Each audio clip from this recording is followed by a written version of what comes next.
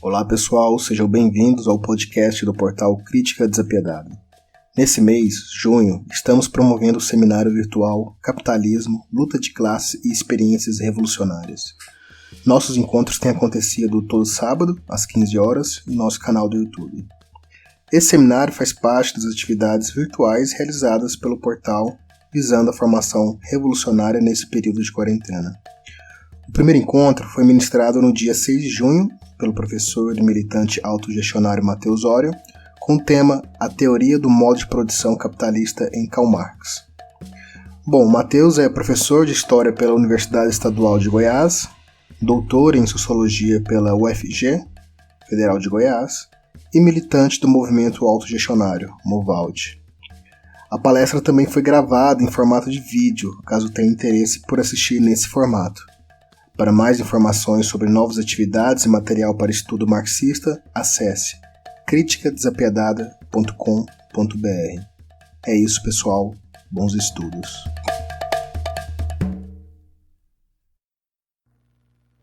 Beleza, muito boa tarde a todos. Obrigado pelo convite. É um prazer estar iniciando esse evento com vocês. Vamos falar então um pouco sobre a teoria do modo de produção capitalista. Vocês estão me ouvindo bem? Comentem aí que eu vou acompanhar. Está com uma diferença de alguns segundos para chegar no YouTube, mas vou esperar um pouco vocês manifestarem aí sobre o meu microfone, se está tudo ok e tal. Bom, vou compartilhar aqui alguns slides com vocês que eu preparei sobre esse assunto. Bom, então esse primeiro módulo desse seminário, né, vai tratar do modo de produção capitalista. Então eu coloquei aí um cronograma, né, dos próximos encontros. A gente inicia hoje com essa conversa sobre o modo de produção capitalista e depois vamos ter, no próximo sábado, o professor Nildo Viana com o tema Luta de Classe e Desenvolvimento Capitalista, a teoria dos regimes de acumulação. Então, já pensando nisso, eu não vou entrar nessas questões, né, do desenvolvimento do modo de produção capitalista. A Aline Ferreira vai abordar a Revolução Russa, do processo revolucionário à contra-revolução burocrática, e o Marcos Vinícius vai falar sobre luta de classes em maio de 68 na França.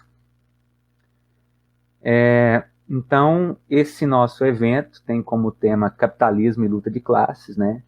É um tema que permeia toda a nossa realidade concreta, né?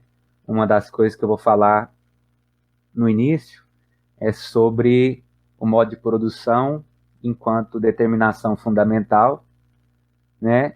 E, para falar do modo de produção, é impossível não falarmos sobre luta de classes, né?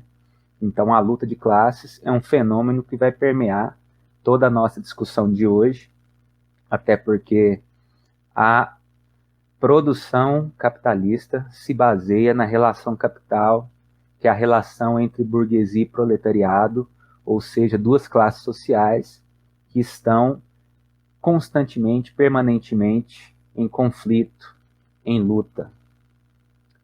Então, os tópicos a serem abordados hoje são fundamentos, né, teórico-metodológicos. Vou abordar esse tópico porque é o primeiro encontro, né, então é fundamental a gente entender o que a gente está considerando. O que a gente está considerando a realidade mesmo, né? Entender como é que a gente faz para compreender a realidade, chegar às conclusões a partir das quais nós vamos debater aqui.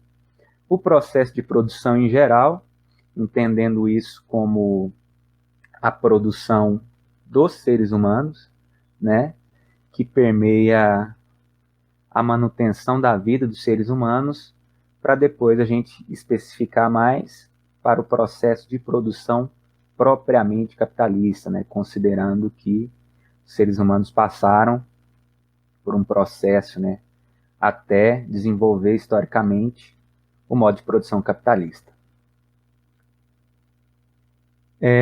O terceiro tópico, né, é o processo de produção capitalista, em que a gente vai discutir os fundamentos do modo de produção capitalista, a produção capitalista, os objetivos dessa produção, suas determinações. Depois, a teoria do valor-trabalho, né, que é a teoria do Marx a respeito do valor.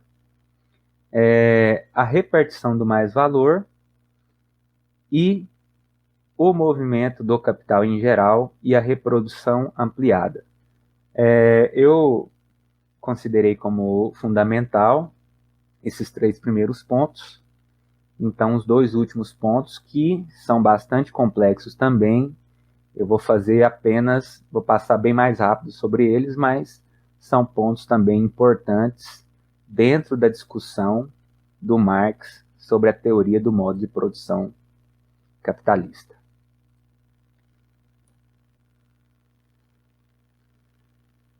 Três obras aqui, eu infelizmente emprestei 2 dessas obras, não estou com elas em mãos no momento, mas a terceira, na verdade a primeira que está listada é essa aqui, o chamado capítulo 6, inédito, de O Capital, em que o Marx aborda, né, uma discussão bastante polêmica, que é sobre trabalho produtivo e trabalho improdutivo.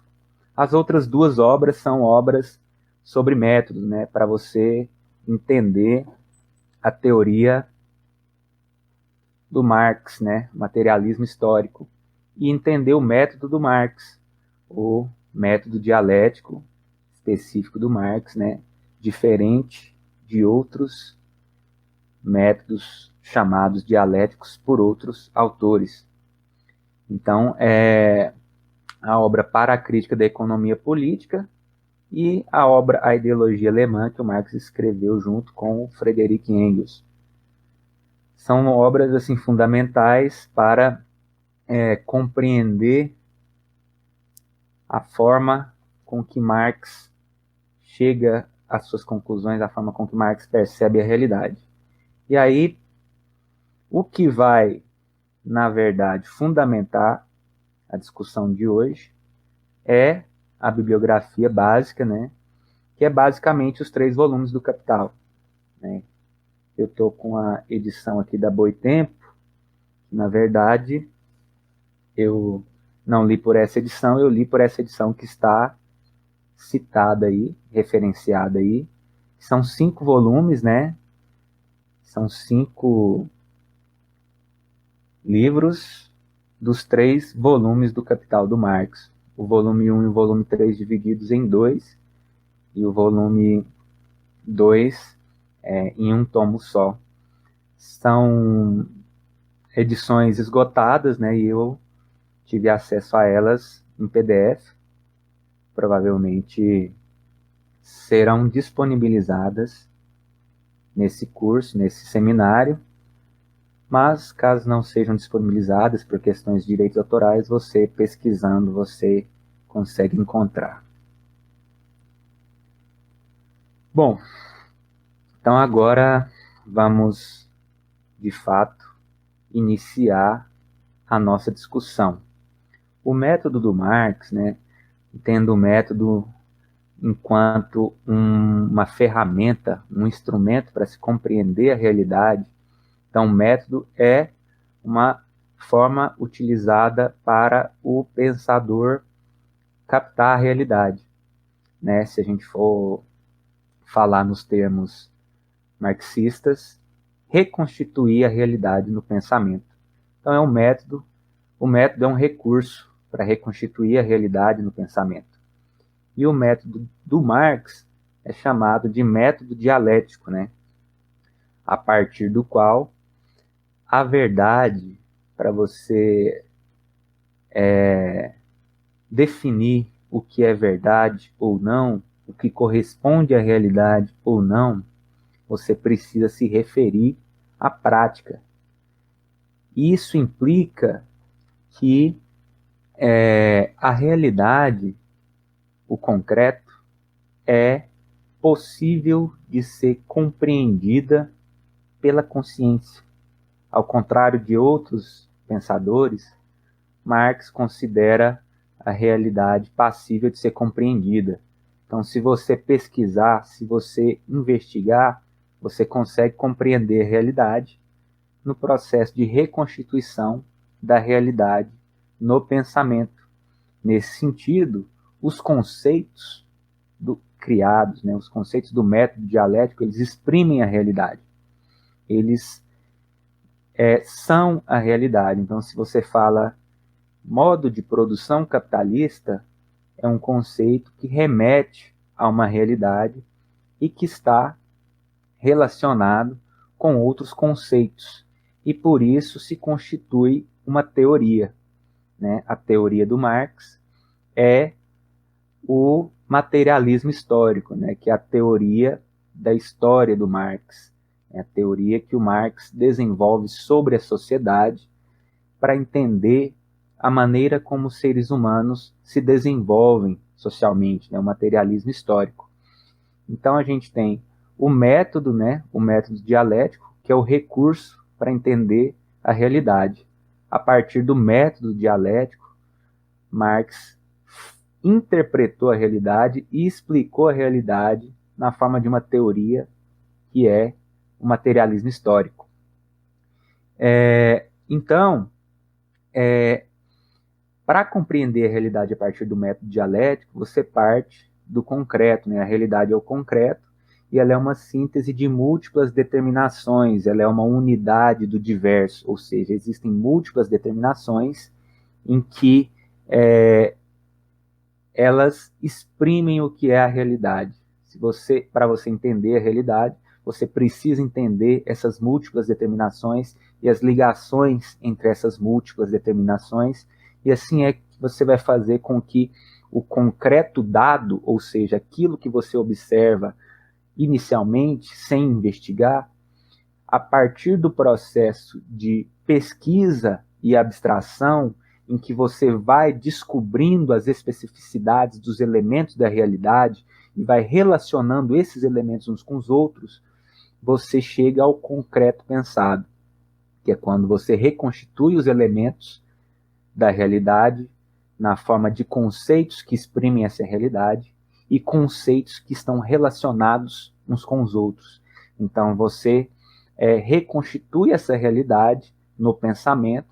Então, se antes era um concreto pensado, que você não conseguia perceber as relações de uns elementos com os outros, agora, depois que você reconstituiu no pensamento, você consegue perceber essas relações. Então, nós temos o método dialético, a teoria, o materialismo histórico, que seria a expressão da realidade, e a ideologia, que seria uma forma de pensamento que não exprime a realidade, que se parece com a realidade, mas em alguma de suas relações ela inverte a realidade e por isso é uma forma de consciência falsa. Então, se a gente tem o materialismo histórico, que é uma teoria, uma forma de consciência complexa, verdadeira, a ideologia é uma forma de consciência complexa também, porém falsa, porque alguns de seus elementos não são verdadeiros. E a ideologia ela parece verdadeira porque ela tem muitos momentos, muitos elementos verdadeiros, mas os elementos falsos fazem com que ela seja um pensamento falso. E um pensamento simples, uma representação cotidiana, que não busca se relacionar várias ideias umas com as outras a fim de entender a sociedade enquanto uma totalidade, síntese de múltiplas determinações, um pensamento simples também não pode ser uma teoria e não pode ser uma ideologia. Ele pode ser verdadeiro, no sentido de conter elementos que podem compor um todo complexo de uma teoria, ou pode ser falso também, contendo elementos que podem vir a compor um todo complexo de uma ideologia, mas uma característica marcante do pensamento simples é de não estabelecer ligações com vários outros pensamentos, com várias outras ideias, né? Por isso ele é considerado pensamento simples. O pensamento, a forma de consciência ideológica, ela é um pensamento complexo porque ela estabelece, né, várias relações. Então nós temos várias formas de pensamento, né, que são bastante complexas, que se relacionam umas com várias outras ideias, uma ideia que se liga com a outra, mas no fundamento você vai ver são ideias falsas, né, e por isso se constitui em ideologia. Então, o método dialético possibilita a reconstrução da realidade no pensamento, né? E o pensador, o pesquisador parte da aparência, que é o concreto dado, passa por esse processo de pesquisa, de investigação, de entender os elementos da realidade, né? O processo de abstração, que envolve a articulação desses diversos elementos da realidade em conceitos e categorias, e chega, assim, ao concreto pensado, que é quando ele consegue reconstituir a realidade no pensamento. Bom, os seres humanos são seres sociais e históricos. Então, só lembrando que eu vou falar dessas referências que eu indiquei no início, né? Quem quiser rever, é só voltar no vídeo a partir do momento em que ele estiver disponível de forma gravada aí no YouTube. Então, dentro desse arcabouço teórico do Marx, né, nós entendemos que os seres humanos são seres sociais e históricos. E o que define o ser humano é isso. São seres cuja essência, por assim dizer, ela se modifica no decorrer da história, o que é, vamos dizer assim, até uma negação da ideia de essência, né? Que os seres humanos, o que é o ser humano, é algo que se modifica no decorrer da história. E os seres humanos são seres humanos porque eles se relacionam socialmente, né? Sem se relacionar com outros seres humanos, o ser, ele não é um ser humano, né? Ele não se transforma em um ser humano, ele não é considerado um ser humano, porque o que caracteriza a humanidade é também a sociedade, né? Essa capacidade de se organizar, de comunicar, de estabelecer relações de cooperação com outros seres. E os pressupostos da realidade, para a gente compreender a realidade, para a gente compreender a realidade histórica dos seres humanos, são indivíduos reais e produzindo seus meios de vida. Então, o método dialético parte da realidade, e a realidade dos seres humanos envolve seres humanos reais. Então, se você vai definir o ser humano, você não vai falar de um ser humano abstrato, imaginário, você vai falar das pessoas que existem. Se você vai falar de uma sociedade, você não vai falar da sociedade, de uma sociedade fictícia, você não vai inventar uma sociedade para, de forma abstrata, explicar o que é essa sociedade. Você vai partir da sociedade que existe, que já foi observada historicamente, e vai interpretar a sociedade a partir dessa realidade. E aí, dentro disso, o trabalho é uma condição fundamental da existência dos seres humanos. O trabalho é a atividade de produção dos seres humanos. E aí a produção envolve não só, como a gente vai falar do capitalismo de mercadorias, mas a produção de outros seres humanos, a produção de alimentos, de moradias, etc. Então, a partir do método dialético, nós precisamos compreender as relações que fundamentam as representações, porque você não pode compreender uma pessoa, por exemplo, somente levando em consideração aquilo que ela diz que ela é. Até nessas obras, numa dessas obras, né, a ideologia alemã, na verdade, o método da economia política, o Marx fala, né, que qualquer vendedor ele sabe diferenciar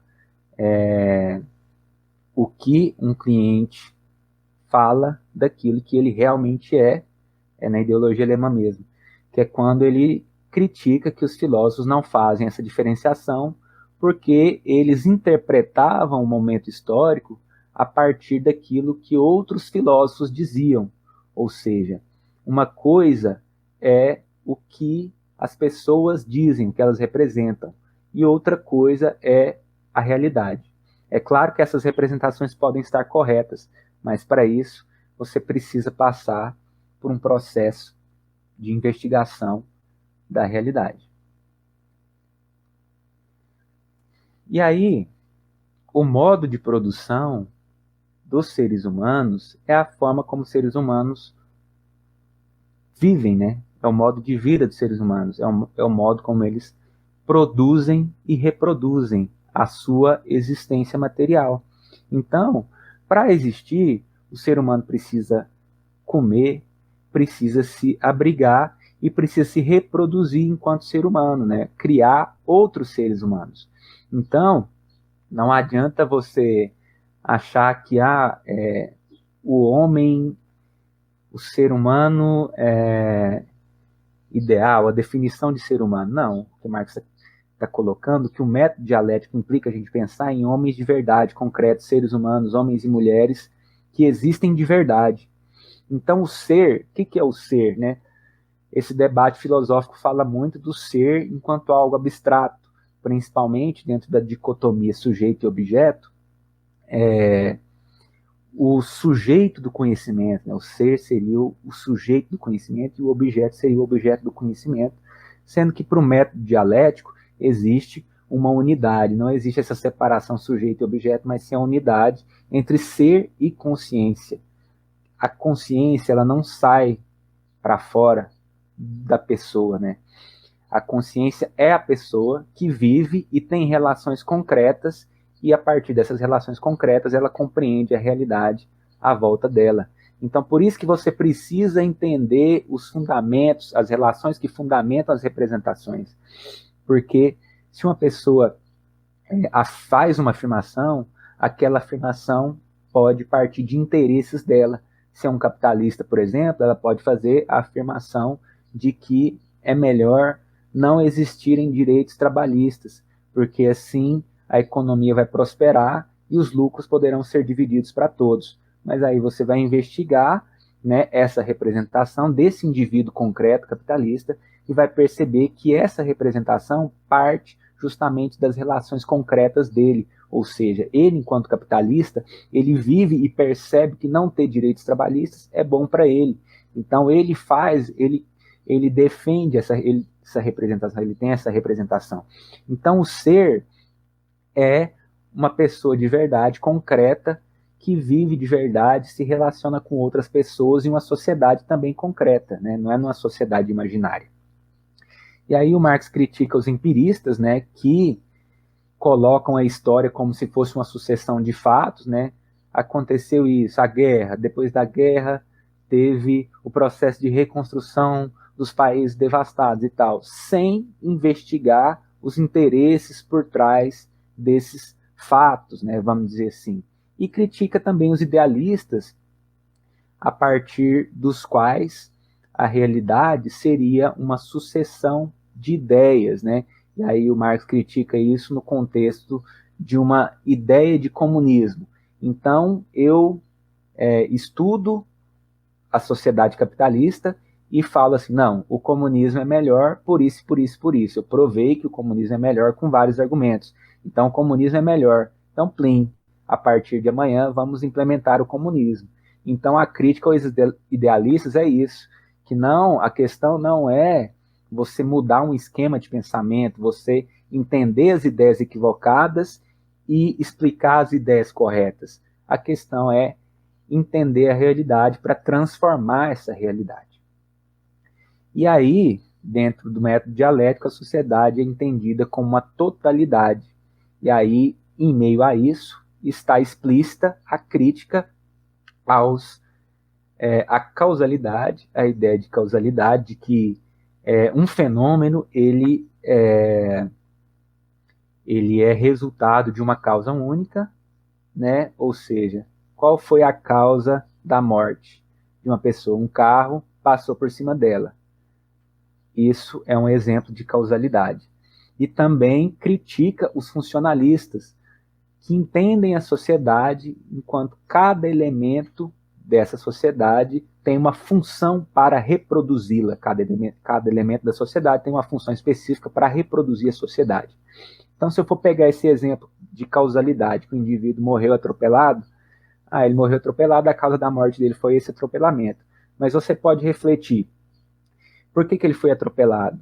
Por que ele estava no meio da rua naquele momento? Foi porque ele tinha ido trabalhar? Foi porque ele tinha ido comprar alguma coisa? Ele tinha ido se alimentar? Então, se você descobrir essas outras determinações, essas múltiplas determinações, você vai entender a realidade desse atropelamento imersa em uma totalidade. A realidade concreta, a sociedade imersa em uma totalidade, e não tem uma única causa. Então, ele não morreu simplesmente porque o carro passou por cima dele. Ele morreu porque ele estava inserido em um conjunto de relações que fizeram com que ele tivesse que sair de casa naquele momento e fosse submetido àquele atropelamento. E a determinação fundamental da sociedade, né, que possui múltiplas determinações, a fundamental é o modo de produção capitalista. Então, na verdade, o modo de produção, né? A determinação fundamental da sociedade de hoje é o modo de produção capitalista, mas da sociedade feudal, o modo de produção feudal e assim por diante. Porque é a partir do modo de produção que os seres humanos produzem e reproduzem sua existência. Então ele determina, né, as relações humanas. Hoje nós não podemos fugir das relações capitalistas. Você pode fundar, sei lá, uma sociedade, né, isolada e viver lá, sei lá, da caça, da pesca e do extrativismo. Mas pode chegar algum momento em que os fazendeiros queiram invadir essa propriedade, ou que você não tenha tecnologia, você precise de dinheiro para comprar coisas que você não tem. Então, não tem como você fugir, você está nessa sociedade e, de uma forma ou de outra, ela determina a sua existência, né? E aí, o modo de produção é desenvolvido socialmente, o que quer dizer que, para você explicar, você tem que compreender as relações sociais que foram sendo desenvolvidas no processo histórico, e a produção é determinada socialmente, né? O conjunto de seres humanos que vivem numa determinada época é que vão definir como vai ser essa produção. Então, o modo de produção capitalista, ele não caiu do céu. Ele teve uma origem e ele vai ter um fim, né? Muitas pessoas consideram, né, que o modo de produção capitalista vai durar para sempre, porque as crises são superadas e tal, mas pessoas que viviam no escravismo, no modo de produção escravista, consideravam que ele seria eterno, no modo de produção feudal, da mesma forma.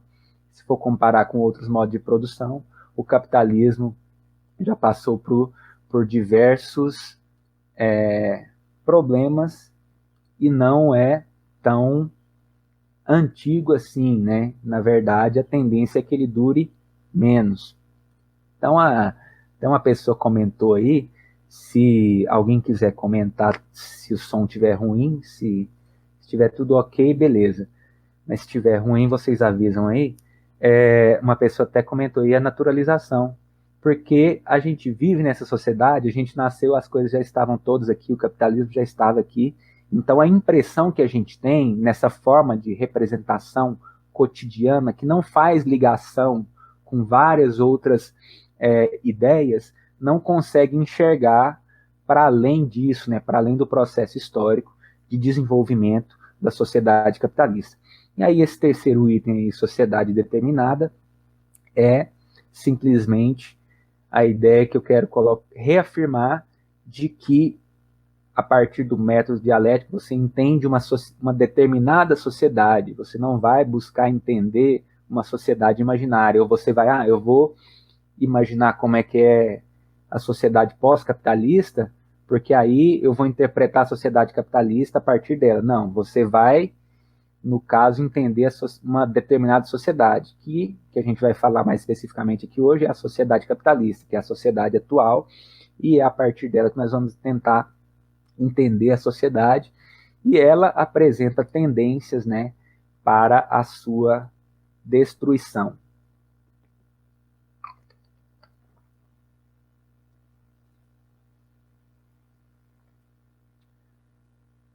Bom, aqui é o modo de produção em geral.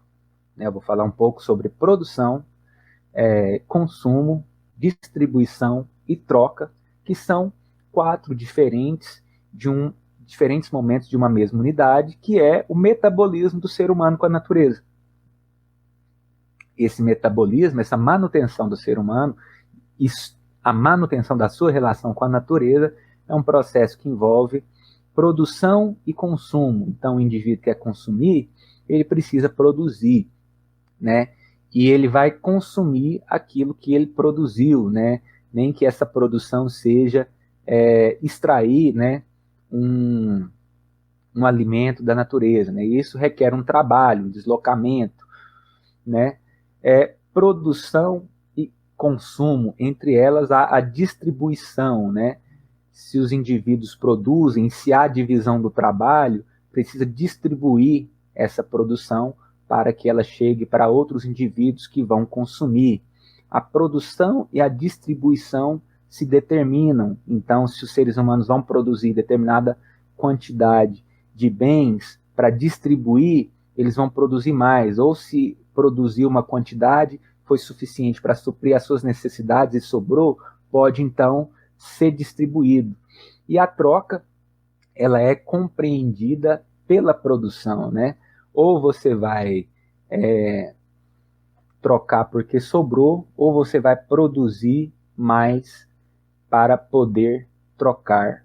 Então, são momentos, né, dentro dessa unidade que corresponde à manutenção do ser humano na natureza por meio do trabalho. E agora a produção especificamente capitalista, né? O capitalismo é um modo de produção, né? Muitos teóricos, inclusive, falam em sistema capitalista, né? Que não é de todo errado, mas acaba remetendo a outras correntes metodológicas ou correntes ideológicas, porque dá a ideia de que o capitalismo é algo que somente permeia uma parte da sociedade, ele esquematiza parte das relações humanas. Mas o capitalismo ele é um modo de produção, e como eu coloquei anteriormente, né, a produção e reprodução dos seres humanos faz parte do modo de vida dos seres humanos, né? Então não é uma coisa meramente econômica, que só tem a ver com dinheiro, mas tem a ver com a manutenção da vida dos seres humanos na sociedade atual, né? Na sociedade moderna, capitalista. E o que o capitalismo tem que difere ele de outros modos de produção? Aqui, vários autores também, vários pensadores, vão colocar coisas distintas de Marx, né? Vão colocar, sei lá, que o capitalismo é onde existe lucro, é onde existe comércio, né? Se você for criar um tipo ideal de capitalismo baseado no lucro, então a pessoa vendeu e ganhou dinheiro, é capitalismo. Mas para o Marx, não. Para o Marx, a sociedade capitalista é uma sociedade determinada, social historicamente, e a especificidade do capitalismo é a produção de mais valor. Então, para você afirmar que uma sociedade capitalista é capitalista, você precisa perceber que ali existe produção de mais valor, que a gente vai falar daqui a pouco, né? Vai esmiuçar o mais valor, e aí você pode refletir, né, sobre a sociedade, a União Soviética, por exemplo, vai ser discutido no terceiro encontro. Tinha produção de mais valor lá? Se tinha, então era capitalismo, não era outro modo de produção. O objetivo do capitalismo, da sociedade capitalista, é acabar com a fome, acabar com a miséria, é acabar com todas as doenças? Não. O objetivo do modo de produção capitalista é crescimento do capital. Se acabar com a fome servir para crescer o capital, beleza. Se acabar com as doenças servir para crescer o capital, beleza. Caso contrário, não. Se matar várias pessoas servir para aumentar o capital, beleza. Então esse é o objetivo do capitalismo, o crescimento do capital, não é outra coisa. Não é também comprar iPhone. O objetivo do capitalismo não é comprar iPhone, não. As pessoas produzem, vendem e compram porque possibilita crescimento do capital. E aí, na análise, né, para quem já teve contato com o Capital do Marx, o primeiro capítulo é a mercadoria. Por quê? Porque o Marx parte daquilo que ele considera a forma elementar do capitalismo. Parte do elemento mais simples para entender o elemento mais complexo e depois observar todos esses elementos relacionados, o retorno ao simples já como concreto pensado. Isso é a dialética do Marx, né? Do simples ao complexo, para quando você retornar ao simples, já ser parte de um concreto pensado e você poder entender esse elemento na relação com os demais elementos, né? Isso é o método dialético do Karl Marx. E as mercadorias, elas são unidade de utilidade e valor.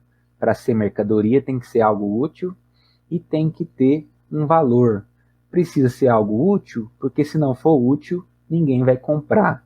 E precisa ter um valor, porque o valor é aquilo que vai fazer com que ela seja comparável com outra coisa para ser trocada com essa coisa.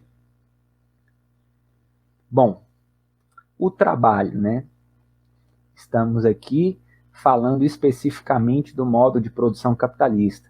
O trabalho é aquilo que confere valor às mercadorias, né? Lembre-se que o tópico é teoria do valor-trabalho, ou seja, a teoria segundo a qual o que produz valor é o trabalho, né? Vocês podem encontrar economistas que vão dizer que é a terra, ou pessoas que acreditam que é o próprio dinheiro que vai criar valor, etc. A gente vai discutir aqui e explicar que o trabalho, né, é o que confere valor às mercadorias, entendendo então que os conceitos exprimem a realidade.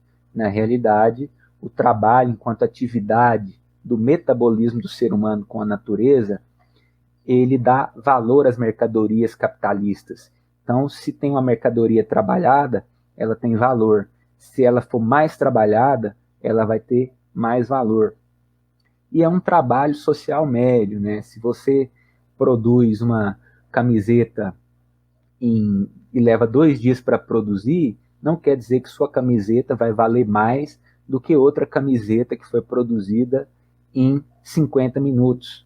Porque o valor é algo médio da sociedade. Então, se pela tecnologia atual a humanidade, consegue produzir uma camiseta em 50 minutos, esse trabalho de 50 minutos é o trabalho necessário para produzir essa camiseta.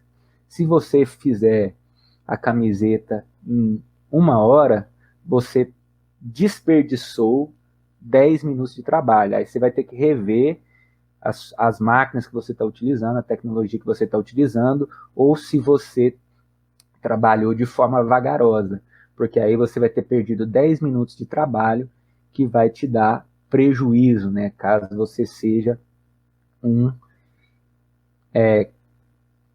capitalista, né, caso você esteja produzindo, né, a partir do modo de produção capitalista. O trabalho em seu caráter simples. Então, o trabalho no capitalismo ele é colocado num denominador comum, que é o trabalho social médio, o trabalho abstrato. Então, o trabalho de produzir uma garrafa é equiparado ao trabalho de produzir um celular. E aí, isso vai ser colocado em horas para definir o valor de cada um. Então, para o capitalismo não vai interessar necessariamente que um trabalhador tenha habilidade de produzir garrafa ou que outro tem habilidade de produzir celular, ou carro, etc. Então ele coloca todos os trabalhos num denominador comum para serem medidos de forma igual, para serem equiparados.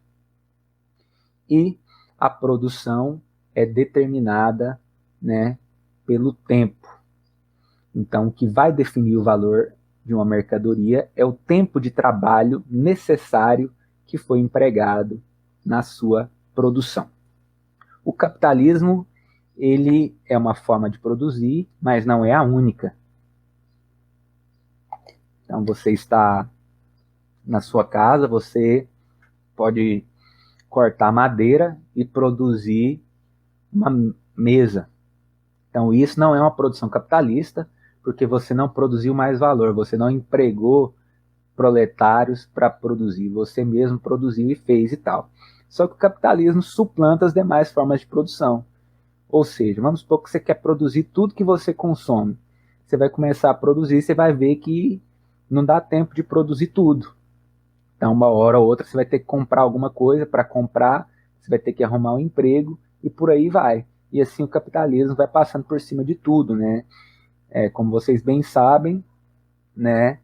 Muitas comunidades indígenas convivem muito bem, né, nas relações de produção capitalistas. Então, ele vai suplantando as outras formas de produção, campesinato, etc. As forças produtivas influenciam o valor, né? Se a camiseta hoje é produzida em 50 minutos e amanhã é desenvolvida e generalizada uma tecnologia que reduz esse tempo para 30 minutos, então o valor da mercadoria vai cair, porque ficou mais fácil de produzi-la, né? Ela pode ser produzida em menos tempo, precisa de menos trabalho, então o valor cai.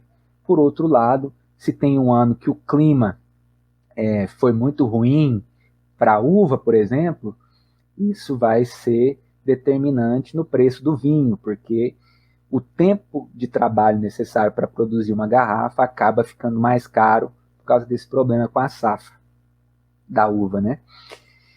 E a indústria capitalista, ela leva em consideração esse trabalho abstrato, né, que é o trabalho igual de todos os trabalhadores diferentes, e o trabalho útil, né? Se você produzir algo que não é útil, então não vai ser considerado valor. Da mesma forma, se você produzir algo sem necessidade, você não vai constituir valor algum. E aí, isso envolve, por exemplo, você vai construir uma mercadoria, sei lá, um carro sem roda que anda a 10 km por hora. Então, ninguém vai querer comprar isso, não vai ver utilidade nisso, então isso não vai se constituir em valor nenhum. Porque para ter valor dentro da sociedade capitalista, precisa ter necessidade. A sociedade precisa requerer aquilo. Da mesma forma, se você vai produzir garrafa plástica e a necessidade social é de 1 milhão, você produz 1.200.000, essas 200 mil não vão ser valor algum, porque a sociedade não precisa disso. Então, para ser valor, tem que ser necessário, tem que ter uma necessidade da sociedade para isso, né? As mercadorias têm que ser úteis para outros, né? A pessoa que vai produzir, ela não vai produzir para si, mas vai produzir para vender para outras pessoas. E ela tem que ter diferença, para ser trocada uma mercadoria, tem que ter diferença qualitativa. Eu não vou trocar uma garrafa de água por outra garrafa de água. Isso não faz sentido. Eu vou trocar a garrafa de água por dinheiro, por outra mercadoria, mas não pela mesma coisa. Então tem que ter a diferença qualitativa, né? Apesar que eu digitei errado. Vamos lá. O valor das mercadorias, ele se exprime em mercadorias diferentes, né? Eu vou passar bem rápido por essa discussão, porque você não pode dizer que 1 quilo de arroz vale o mesmo tanto que 1 quilo de arroz. Isso não tem sentido. Você pode dizer que 1 quilo de arroz vale 500 gramas de feijão. Então você tem que expressar o valor de uma mercadoria em outra mercadoria. E aí, quando você vai expressando o valor de cada mercadoria uma com a outra, chega um momento que as pessoas na sociedade sabem expressar todas as mercadorias em uma mercadoria específica. Por exemplo, o arroz, então, o sal.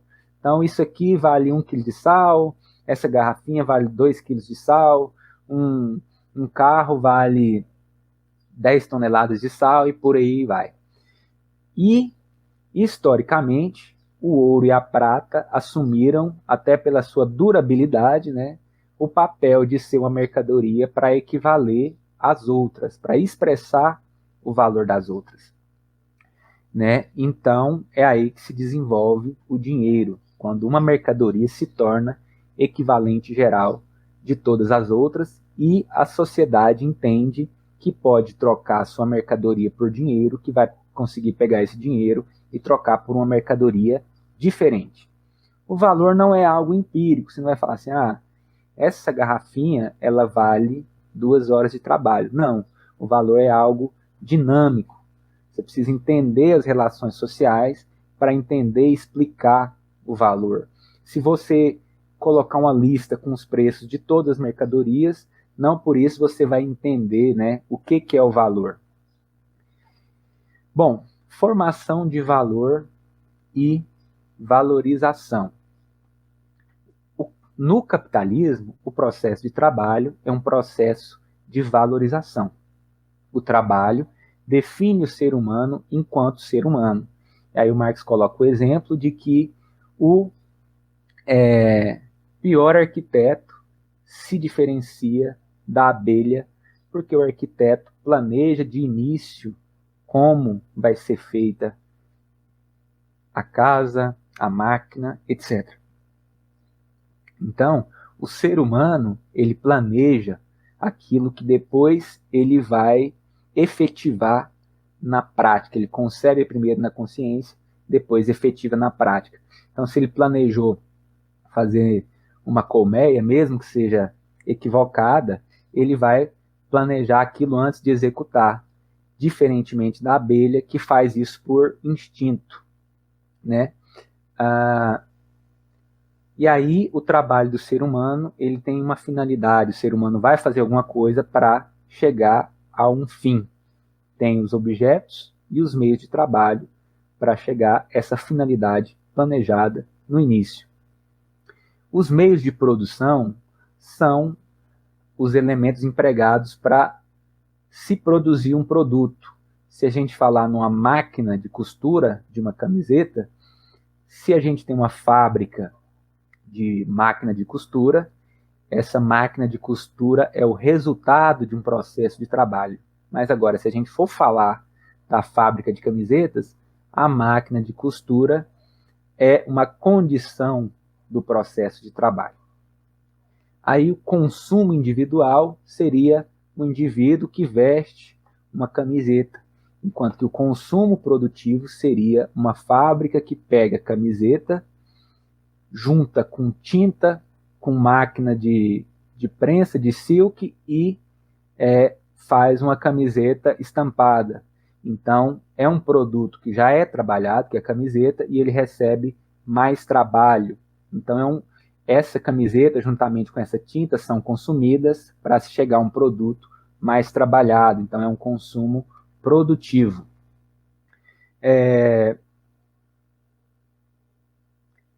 Capital. O capital é trabalho acumulado, e a gente vai esmiuçar isso, que é colocado em movimento, e o movimento do capital é insaciável. O dinheiro gasto é diferente do dinheiro adiantado enquanto capital. Então, você tem a circulação simples, seria o seguinte: eu compro uma garrafa de água e por R$2. Então, eu tinha R$2, um valor de R$2 na forma de dinheiro, e agora eu tenho o valor de R$2 na forma de uma garrafa de água.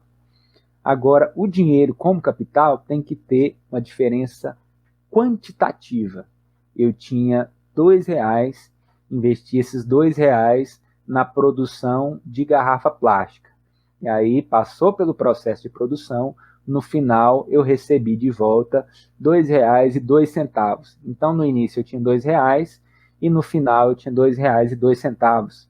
Ou seja, uma mudança na quantidade, sendo que na circulação simples eu troquei uma mercadoria por outra, mudança na qualidade. O capital implica, o dinheiro gasto como capital implica não em mudança na qualidade, e sim na quantidade. Possibilidade de mudança de valor na troca simples. Existe. Você tem R$ 1 na forma de dinheiro e você compra uma garrafinha de água que vale R$ 2. Então você tinha um valor de R$ 1 e você ficou com uma outra mercadoria que vale R$ 2. Então, o que aconteceu? Você tinha um, ficou com dois, foi uma troca simples. Só que aí, o que aconteceu? A pessoa que te vendeu, ela tinha R$ 2 na forma de uma garrafa e passou a ter R$ 1. Então, você com a outra pessoa tinha R$ 3. Depois da troca, você com a outra pessoa continuam tendo R$ 3. Então, não houve nenhum incremento de valor. Para ser capitalismo, para ser capital, o dinheiro investido tem que crescer.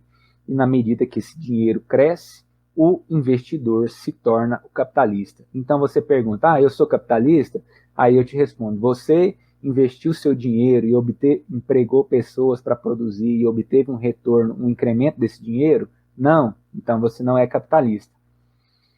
Capitalista é uma classe social, né? Burguesia. E o Marx coloca, o capitalista é um entesourador racional, porque quando a pessoa que fica guardando dinheiro, o dinheiro está se desvalorizando, o capitalista ele coloca o dinheiro em movimento para ele voltar para ele valorizado. A circulação em si não produz mais valor. Então, eu vou emprestar meu dinheiro vai rodar, rodar, rodar e vai chegar para mim valorizado. Não. Você vai emprestar seu dinheiro, a pessoa para quem você emprestou vai ter que investir seu dinheiro na produção, essa produção vai ter um resultado que é maior do que o investimento e ele vai te devolver esse dinheiro com a parte desse incremento que foi oriundo desse investimento. Então, o dinheiro circulando, ele não aumenta. Para ele aumentar, ele tem que ser investido na produção. Só que quem empresta o dinheiro não tem essa percepção, né? E isoladamente não é possível produzir mais valor. Você sozinho produzindo na sua casa, você não vai produzir mais valor nenhum. Tem que entrar na circulação, ou seja, não é pela circulação, mas precisa da circulação. E aí, o que é o mais valor? Existe uma mercadoria específica que o consumo dela gera valor, ou seja, você consumir uma determinada mercadoria gera um valor. Qual que é essa mercadoria? A força de trabalho. O possuidor da força de trabalho, no caso, o trabalhador, né, a força de trabalho é a capacidade do trabalho, a capacidade de uma pessoa viva, não de uma pessoa imaginária. E nem de uma pessoa morta, logicamente, morto não trabalha. Então, o possuidor da força de trabalho, no caso, o trabalhador, ele vende a sua força de trabalho. E aí essa venda se dá entre proprietários privados. O trabalhador, um proprietário privado, vende a força de trabalho para o capitalista, que é outro proprietário privado. Por isso que o Marx coloca que são pessoas livres, né? A pessoa é livre para vender sua força de trabalho. É claro que se ela não exercer essa liberdade de vender sua força de trabalho, ela vai, consequentemente, ficar sem dinheiro e morrer de fome. Bom, a venda e o consumo da força de trabalho são separados no tempo. O trabalhador vende, por exemplo, o salário, ele vende a força de trabalho dele mensal e hoje, né, ele recebe e o capitalista vai consumir essa força de trabalho no decorrer do mês inteiro. O processo de trabalho é controlado pelo capitalista, é um processo que envolve o consumo das mercadorias do capitalista, em que a força de trabalho é uma dessas mercadorias. Então, se eu sou um trabalhador, eu vendo a minha força de trabalho, eu trabalho produzindo camiseta, então eu não vendo as camisetas, eu vendo a minha capacidade de produzir camiseta. A camiseta, em momento nenhum, foi minha, ela sempre foi da pessoa que pagou pela minha força de trabalho, pagou pelo tecido, pagou pelas máquinas, pela eletricidade, etc. O incremento do valor final, né, da máquina, tecido, força de trabalho, ele vai ser ampliado só pela força de trabalho, porque a máquina, o tecido, as outras coisas vão repassar o mesmo valor, mas a força de trabalho vai passar um valor um pouco a mais, que daqui a pouco eu vou explicar melhor. O operário consome após o processo de trabalho, né? Então ele trabalha, recebe o salário, depois compra e depois consome. O capital constante e acabado, capital constante acabado e capital variável transformado. Capital constante são as matérias-primas, as máquinas, e o capital variável é a força de trabalho, né? Que se transforma seu valor no processo de trabalho, sendo que o capital constante apenas repassa seu valor no processo de trabalho. Da perspectiva da valorização, são os meios de produção que empregam o operário, ou seja, é aquela quantidade de tecido, de máquina, que vai pôr em movimento o operário para produzir aquela camiseta. Isso da perspectiva, né, do processo de valorização. Então, o que o capitalista quer? Ele quer produzir mais valor.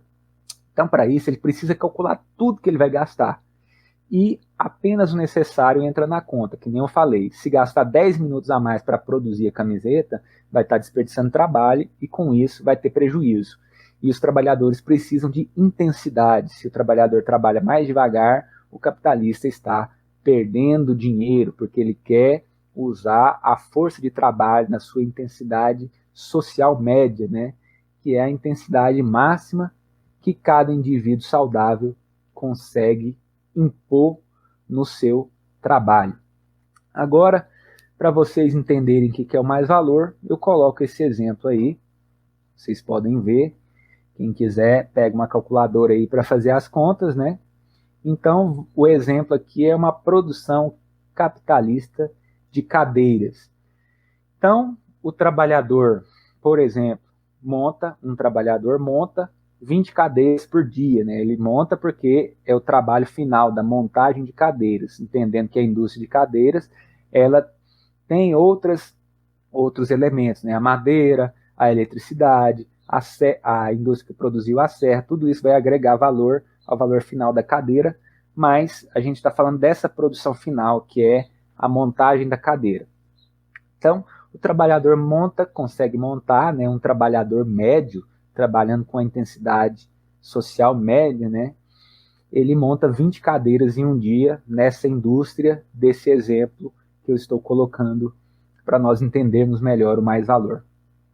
E esse trabalhador, ele incorpora R$10 por hora. Né? Eu estou colocando que o trabalho dele de montar a cadeira, cria R$10 por hora. Então, ele agrega R$10 a cada hora de trabalho. Então, ele tem uma jornada diária de 8 horas, que corresponde a uma incorporação de R$80, né, num dia de trabalho. Então, o trabalhador fez 20 cadeiras e incorporou R$80 ao valor dessas cadeiras. Aí, como eu falei, tinha madeira, tinha serra, tinha prego, eletricidade, as despesas, matérias-primas e matérias auxiliares, nesse exemplo, custam para o capitalista R$120 por dia. Né? Então, esse trabalhador vai montar 20 cadeiras e vai gastar de energia, de madeira, de prego, de estofado e etc., um valor de R$120. Então, por dia, foi produzido uma mercadoria que contém um valor social de R$200. Vamos jogar isso para o mês, então. Eu estou colocando como se o trabalhador tivesse trabalhado 25 dias num mês. Então, ele vai ter 25 vezes R$80, vai ter incorporado R$2.000 nas mercadorias.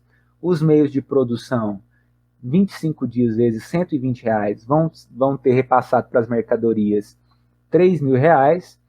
E, né, produzindo 20 cadeiras por dia, teremos então 500 cadeiras produzidas, montadas por esse trabalhador, que tem um valor de R$5.000, ou seja, o valor que o trabalhador incorporou e o valor que as outras mercadorias repassaram, né, para essa cadeira.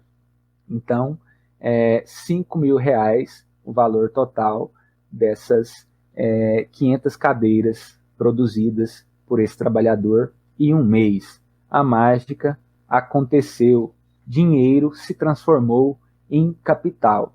Os meios de produção, como eu coloquei, foram R$ 3.000 no mês. E o salário mensal do trabalhador suponhamos, R$ 1.000. Então, se ele gastou R$ 3.000 com meios de produção, gastou R$ 1.000 com o trabalhador, ele investiu R$ 4.000 e recebeu, após a venda das cadeiras, R$ 5.000. Como eu coloquei aqui, 25 dias produzidas 500 cadeiras, ele vai vender essas 500 cadeiras, vai ter um valor de R$ 5.000, só que ele investiu R$ 4.000.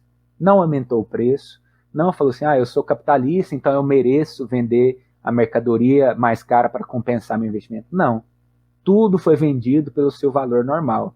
Acontece o seguinte, que o salário do trabalhador é 1.000, só que ele agregou quanto? Olha aí, ele agregou 2.000. Então, temos uma taxa de mais-valor por trabalhador de 100%. O cara produziu 2.000, mas o salário dele é 1.000. E como eu falei, ele vende a força de trabalho. Ele não vende, a cadeira, em momento nenhum, pertenceu a ele. Então, o capitalista ele pode usar a força de trabalho do trabalhador completa. Ele não vai usar só até ele produzir um valor correspondente ao salário dele. Então, vocês imaginem isso multiplicado por vários trabalhadores que trabalham nessa empresa, e aí chegaria a uma massa, né, de mais valor, já que o mais valor é essa parte que o trabalhador produziu que não foi repassada para ele. Ou seja, todo esse incremento, esse capital que ampliou, veio do trabalho. E é por isso que o trabalho cria mais valor, né? Então, a operação foi completa com a esfera da circulação, né, porque as mercadorias precisam ser vendidas, mas ela foi feita na esfera da produção. Algo teve que ser produzido para gerar esse mais valor. O valor da força de trabalho é o valor da manutenção do indivíduo vivo. Acho que eu não coloquei um slide sobre isso, ou sumiu, mas vamos lá.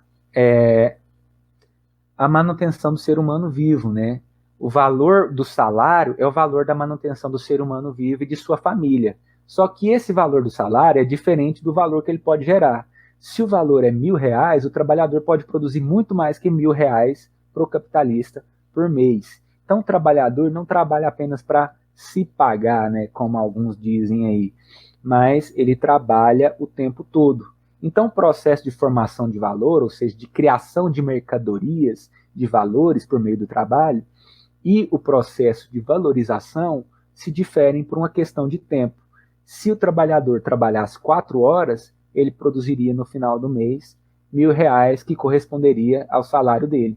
Mas não é só um processo de formação de valor, é um processo de valorização. Então, ele trabalha às 8 horas e produz o dobro do necessário, né? Nesse exemplo. O capitalista emprega a força de trabalho por todo o tempo contratado, ou seja, não só o tempo necessário para pagar o trabalhador, e o valor de uso da força de trabalho é fundamental. Como eu falei anteriormente, a força de trabalho é uma mercadoria que tem essa especificidade. O valor dela é o valor de manter o ser humano vivo, mas ela pode criar, por meio do trabalho, né, um valor maior do que esse. Mais valor. Os conflitos sociais determinam a jornada de trabalho e os salários. Então, se o proletariado consegue reivindicar melhores condições, consegue subir o salário, né? Podem ter greves que considerem que uma moradia melhor é justa para os trabalhadores, agregando a conquista e aumentando seu salário consequentemente. O importante é que o trabalho se desenvolva no ritmo pretendido, né, pelo capital. O capital impõe um ritmo de trabalho. Investir em um produto sem necessidade não cria valor, como eu coloquei anteriormente. O lucro move a humanidade sob o modo de produção capitalista. E a produção de mais valor, como eu falei no início, é o fim da produção de capitalista, né? A ampliação do capital é o fim, é o objetivo da produção capitalista. O capitalista acumula capital, enquanto o trabalhador acumula cansaço. Então essa é a teoria do modo de produção capitalista. Agora, eu vou falar um pouco sobre como que esse trabalho, esse produto desse trabalho é dividido, né, para a população. Como que isso chega para a população? A gente tem a classe burguesa, tem a classe proletária e várias outras classes sociais, né? Como que isso chega, né, para fora da relação capital, para fora da relação entre burguesia e proletariado? Trabalho produtivo. Quando eu menciono aqui trabalho produtivo, do ponto de vista do capitalismo, o trabalho que é produtivo, né, a gente está falando da teoria do modo de produção capitalista. Então, o trabalho que é produtivo é um trabalho que se objetiva, que se cristaliza em mercadorias. E é um trabalho que valoriza o capital, ou seja, produz mais valor. Se naquele exemplo o trabalhador produz 4 horas, só trabalha 4 horas, não é um trabalhador produtivo, porque ele só produz o valor da sua própria força de trabalho, não produz mais valor do que isso. Então, para ser produtivo do ponto de vista do capital, tem que valorizar o capital, ou seja, produzir mais valor. Toda a população usufrui do trabalho produtivo, né, as mercadorias que são consumidas, né, pela população, e aí não se pode confundir trabalho produtivo com trabalho útil, né? O trabalho de um professor, dependendo da situação, não é um trabalho que cria mais valor, mas ele é um trabalho útil para a sociedade, porque está aí difundindo a ideologia, difundindo um conjunto de conhecimentos necessários para a manutenção, né, da lógica da sociedade, tal como ela é. Então, existe o trabalho útil e o trabalho produtivo. E a gente está falando aqui de produtivo do ponto de vista do mais valor, do capital, aliás. A relação capital, como eu já falei, é a relação entre burguesia e proletariado, que são as duas classes fundamentais da sociedade capitalista, né, e estão sempre em conflito. Se não houvesse resistência por parte do proletariado, as condições de trabalho se agravam cada vez mais, e da mesma forma, a burguesia busca sempre agravar essas condições de trabalho, de modo a sempre querer lucrar mais. O trabalhador produtivo é o chamado operário, proletariado, e ele é o sujeito histórico da transformação social, porque é o trabalho produtivo que sustenta o modo de produção capitalista. Então, se os trabalhadores produtivos se colocarem contra o modo de produção capitalista, é que vai haver a transformação social. Então, o proletariado é o trabalhador produtivo, a burguesia é a classe que explora esse trabalho produtivo, e as demais classes são subsidiárias, elas recebem os produtos desse trabalho produtivo. Agora eu vou falar brevemente sobre as implicações.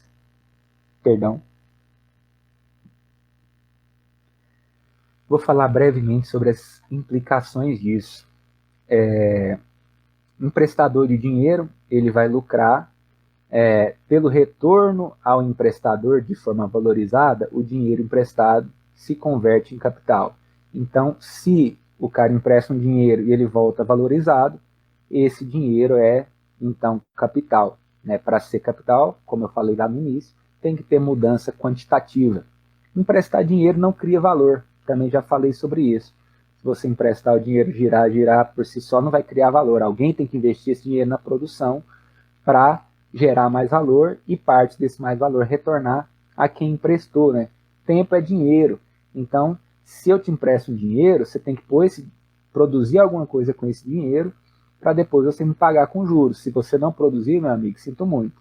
Você vai ter que pagar os juros do mesmo jeito, porque os juros também o valor dos juros também é medido socialmente pela possibilidade que há de um dinheiro investido na produção gerar mais valor.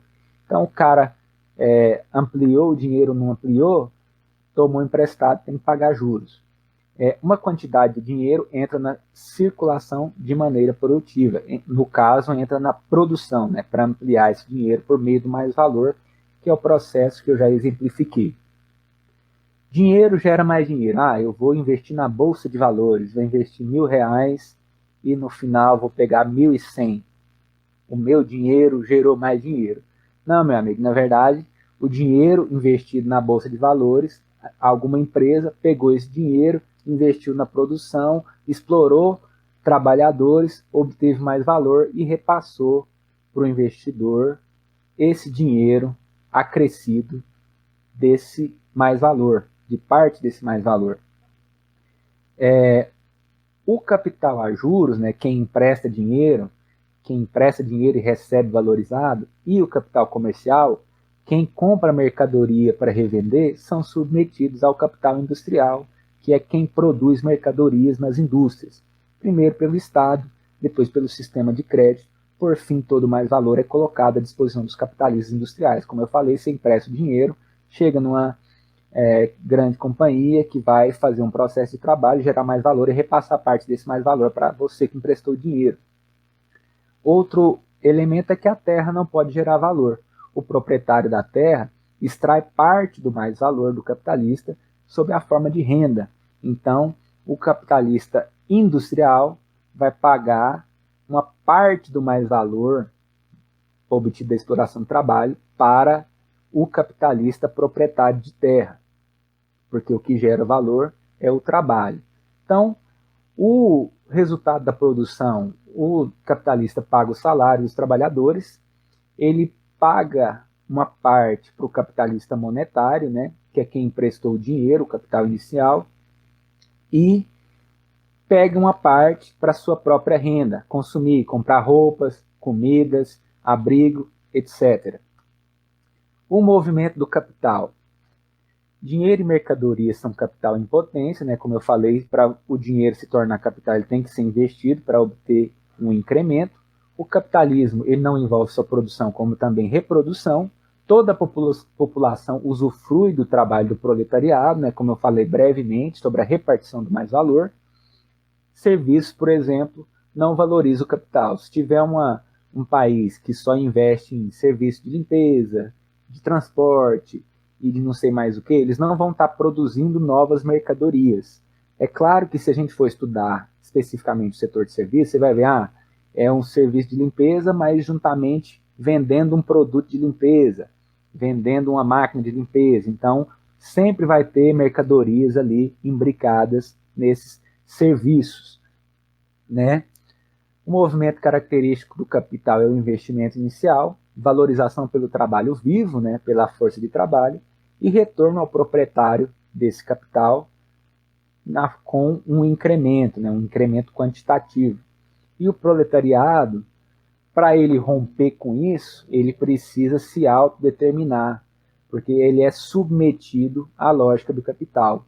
Então, para ele se tornar um ser humano de fato, ou seja, alguém que planeja e realiza as suas ações, ele precisa romper com o modo de produção capitalista, destruir o modo de produção capitalista, criando uma sociedade pós-capitalista. Então, o capitalista compra meios de produção e força de trabalho, são produzidas as mercadorias e são vendidas essas mercadorias e aí se obtém mais valor. E desse mais valor, parte é a renda do capitalista e parte ele reinveste na produção, ou seja, reprodução. E se ele investiu 1 milhão e obteve um lucro de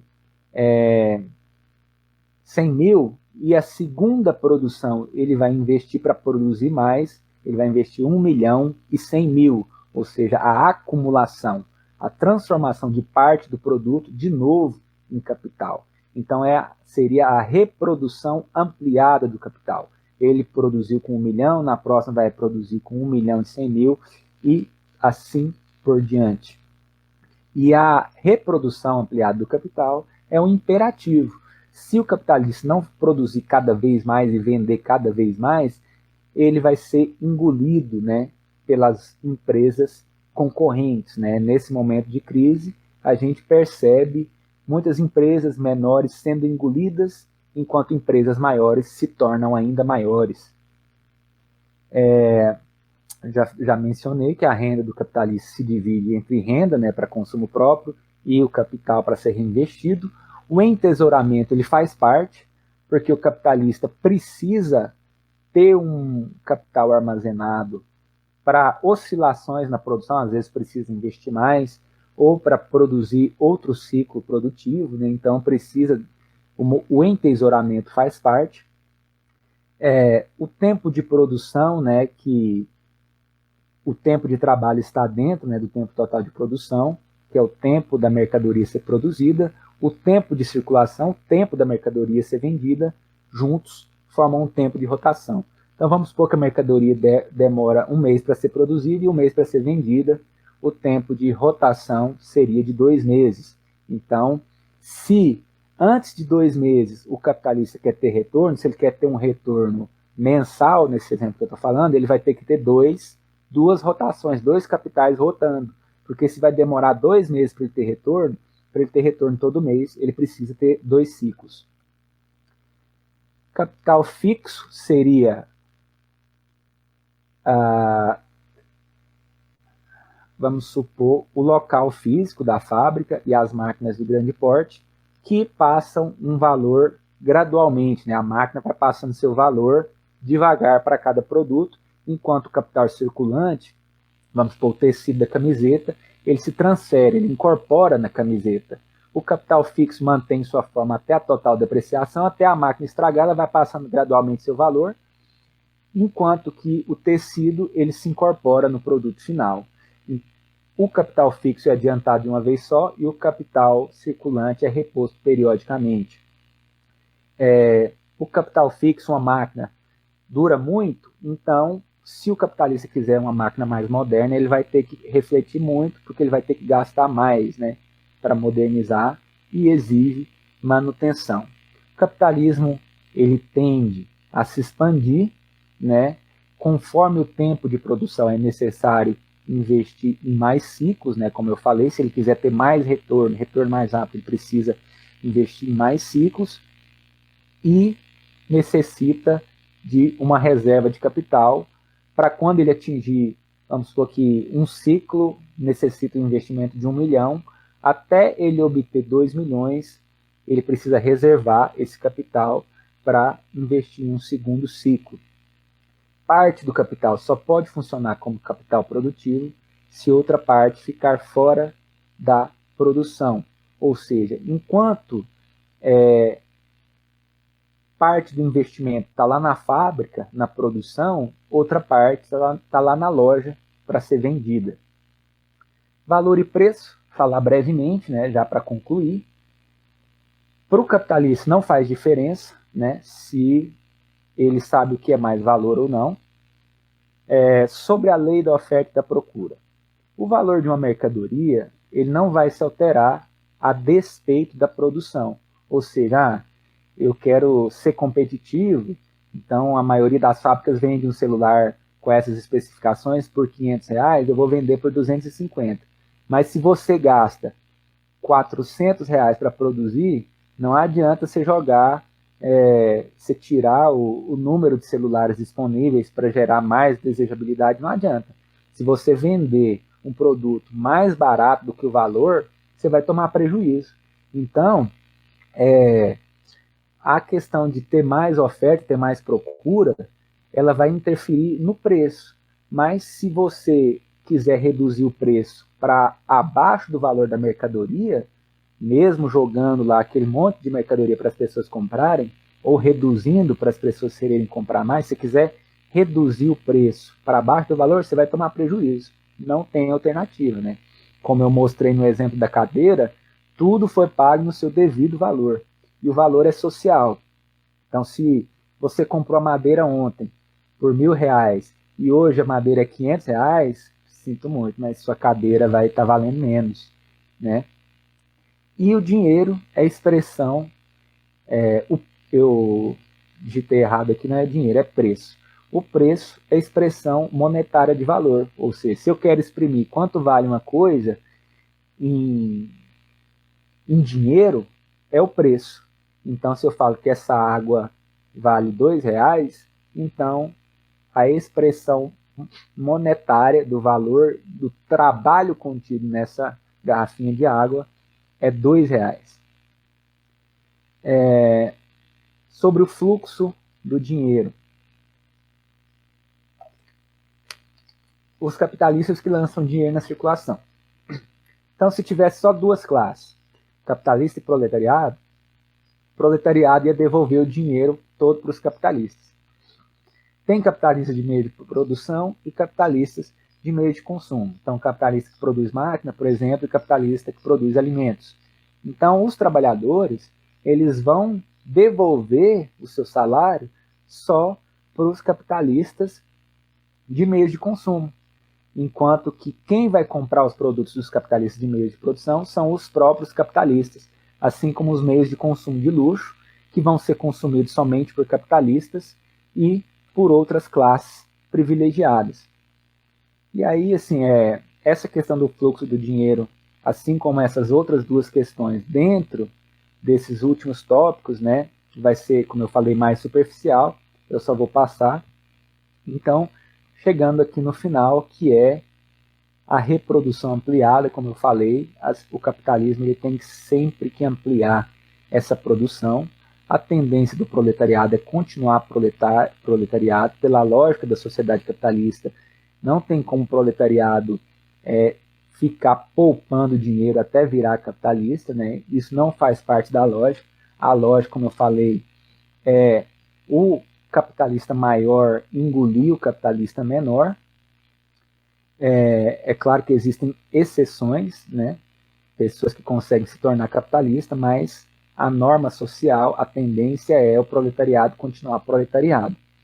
O entesouramento e exército industrial de reserva são subsídios para a reprodução ampliada, então o capitalista vai juntando capital para investir mais, e quando ele junta esse capital, vai ter um conjunto de trabalhadores à disposição para serem contratados, trabalhadores assim desempregados, né?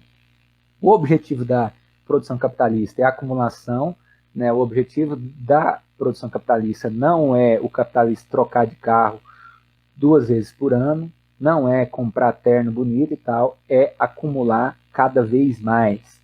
O movimento do capital em geral aponta para a reprodução ampliada, para a acumulação cada vez maior, e cada vez mais elementos das relações sociais são apropriados como forma de expandir e ampliar a acumulação de capital, né?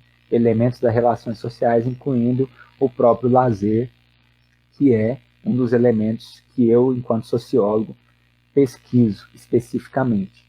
Então, muito obrigado, né, por terem participado desse momento. Apenas para retomar alguns elementos, o fundamento do modo de produção capitalista é o mais-valor. As classes sociais se abastecem a partir da exploração do proletariado, né, cujo mais-valor é redistribuído socialmente entre os capitalistas, né, o capitalista monetário, como eu falei, pega uma parte porque ele emprestou dinheiro, o proprietário da terra pega outra parte, o Estado, por meio dos impostos, pega outra parte e já financia um outro conjunto de classes sociais, como burocracia, a intelectualidade, etc. O objetivo do capital é crescer, né, que eu coloquei lá no início. E sob o modo de produção capitalista, a humanidade trabalha segundo esse objetivo. A humanidade não trabalha pelo bem-estar da população, ela trabalha para desenvolver, ampliar o capital. E para se livrar disso, apenas com a transformação social. Apenas assim o ser humano pode tomar as rédeas da história, ou seja, os seres humanos reais, concretos, existenciais, pessoas que existem de verdade, apenas destruindo o capitalismo é que poderão, de fato, definir o rumo da sociedade, definir o rumo das suas próprias vidas. Então é isso, novamente, muito obrigado.